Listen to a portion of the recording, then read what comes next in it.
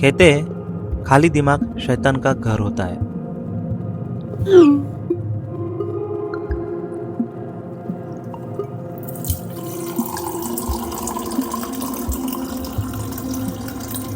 और जब उस दिमाग को मिल जाए 4 दिन की लगातार छुट्टियां, तो उसकी शैतानियां और भी खतरनाक हो जाती है।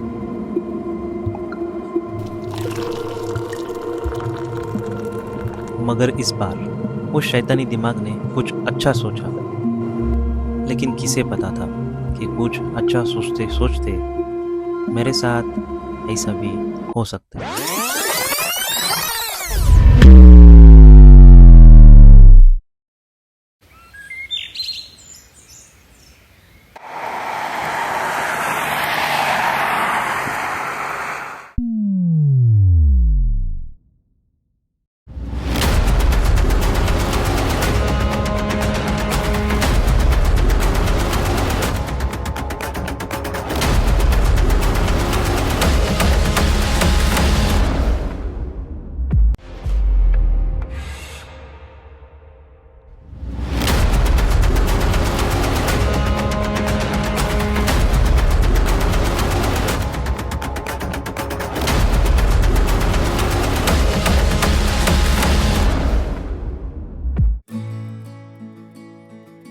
कई घंटे के लंबे सफर के बाद मैं अपने तय किए जगह पे पहुंचा। अक्सर ऐसा होता है, जैसा हम सोचते वैसा कभी नहीं होता। अपने हिसाब से कुछ चीजें ना हो तो काफी ज्यादा तकलीफ और गुस्सा होता है। बस यही तकलीफ दूर करने के लिए और मन को शांत करने के लिए इस शैतानी दिमाग ने इस बार 12 ज्योतिर्लिंग में से एक त्र्यंबकेश्वर मंदिर को चुना, और यही से शुरू होता है मेरा सफर। उसी के साथ कुछ विपरीत चीजें भी।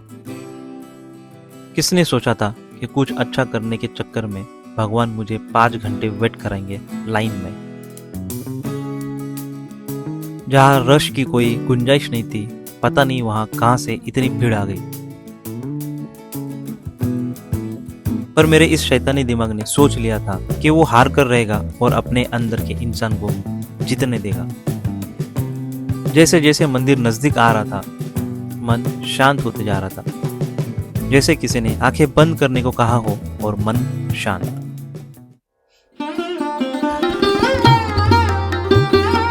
रोज रोज की भागम दौड़ी से थक चुका ये शरीर यहाँ आके मानो चैन की सांस ले रहा था। इस मंदिर के पीछे भी एक कहानी छुपी है।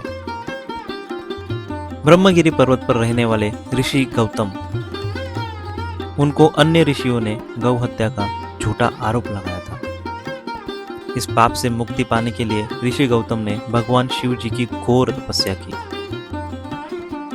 उनकी तपस्या से प्रसन्न होकर शिव जी और माता पार्वती प्रकट हुए। भगवान शिव ने ऋषि से वरदान मांगने को कहा और ऋषि ने देवी गंगा को इस स्थान पर लाने का वरदान मांगा। गंगा नदी ने एक शर्त रखी कि अगर शिवजी स्वयं यहाँ निवास करेंगे तो वो यहाँ से बहेगी।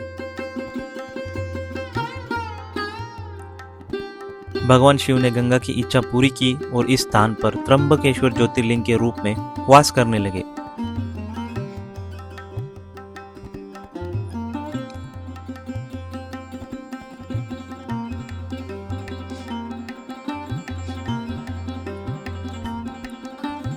देवी गंगा भी गोदावरी नदी के रूप में स्थान पर बहने लगी।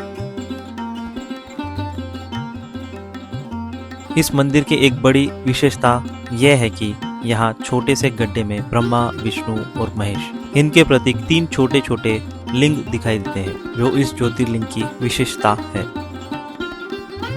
वर्तमान में ये जो मंदिर हमें दिख रहा है उसका निर्माण 3रे पेशवा बालाजी बाजीराव ने 1755 से लेकर 1786 के दौरान एक पुराने मंदिर के स्थान पर करवाया था, जिसमें उस जमाने में लगभग 16 लाख रुपए खर्च हुए थे। इसी कारण इस मंदिर में भी हमेशा भीड़ लगी होती है।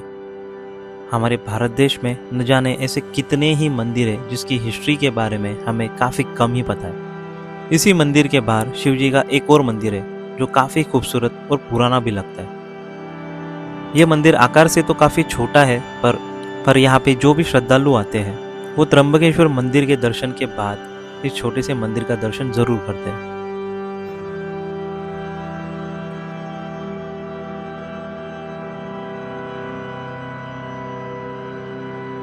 और मंदिर से बाहर निकलने के बाद वही मंदिर के बाहर कुछ लोग मछलियों को खाना खिलाकर अपने पाप कम करने की कोशिश में लगे थे, और मैं भी उसी में से एक था।